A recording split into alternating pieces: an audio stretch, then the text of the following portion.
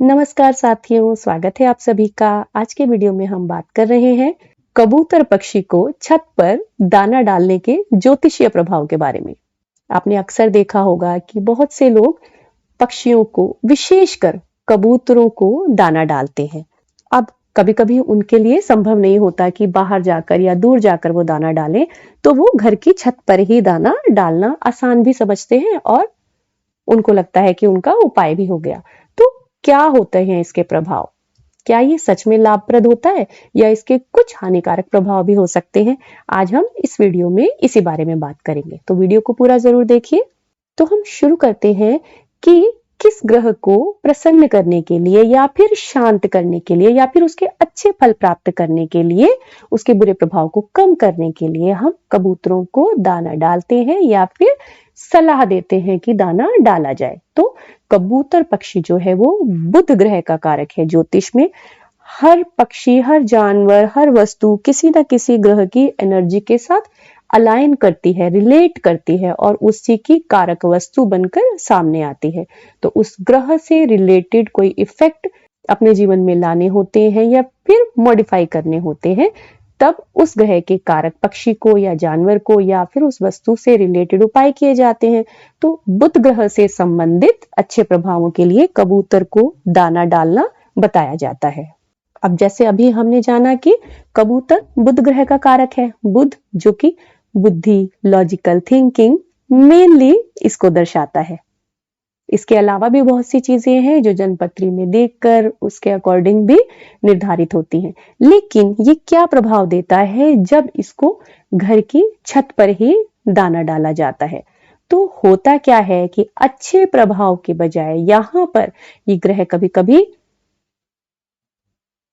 नुकसान भी दे सकता है। कैसे? क्योंकि जो घर की छत है वो राहु ग्रह की कारक मानी जाती है और राहु और बुध का यहाँ पर मेल हो जाता है, क्योंकि बुध कबूतर और राहु छत, जब ये दोनों मिल जाते हैं तो जो अच्छे प्रभाव हैं वो ना होकर बुरे प्रभाव की संभावना बढ़ जाती है। अब ऐसा क्यों होता है इस बारे में भी जानते हैं।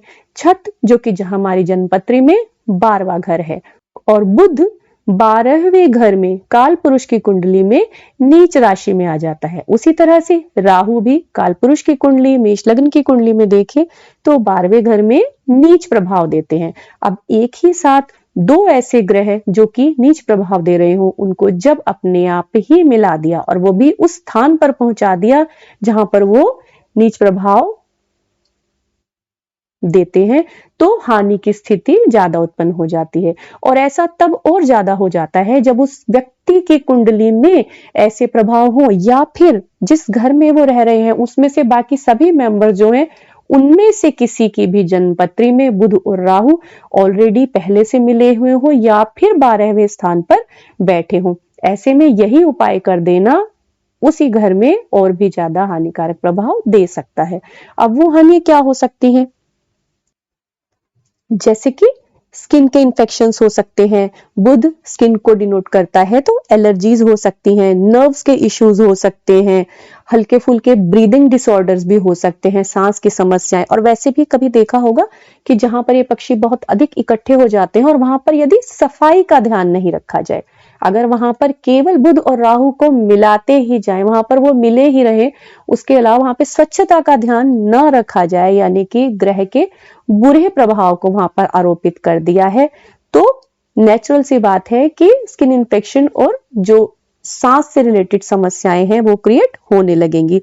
लंग्स के इश्यूज हो सकते हैं और क्योंकि 12वां घर हमारे नींद का प्रदाता भी है, तो नींद की समस्याएं, सपनों में डर लगना या फिर नींद में कमी होना, नींद में अचानक घबराना, सपनों में सोते हुए नींद में बोलना, भूलना और साथ ही साथ ऐसी स्थितियां क्रिएट होना जिसमें कि व्यक्ति की झूठ बोलने की टेंडेंसी बन जाए या फिर किसी और के झूठ के कारण उसको परेशानी होने लगे।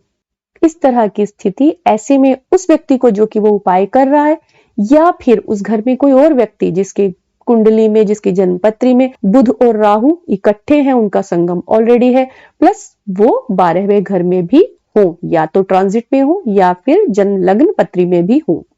तो इस तरह से एक अच्छा उपाय, अच्छी भावना से किया हुआ उपाय जो प्रभाव देगा वो उतने हितकारी नहीं होंगे। अब इनको हितकारी बनाने के लिए, बनाए रखने के लिए क्या किया जाना चाहिए?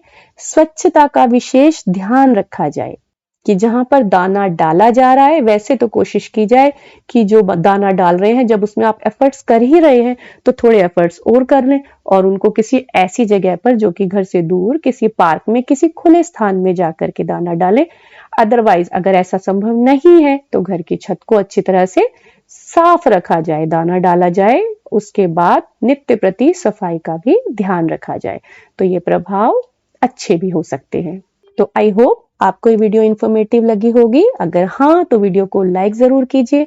आपके मन में कोई और सवाल इससे रिलेटेड या कोई और प्रश्न अगर जागृत हो रहा है तो कमेंट्स में उसको जरूर लिखिए। वीडियो को शेयर करिए, चैनल को सब्सक्राइब कर लीजिए ऐसी और वीडियोस के लिए।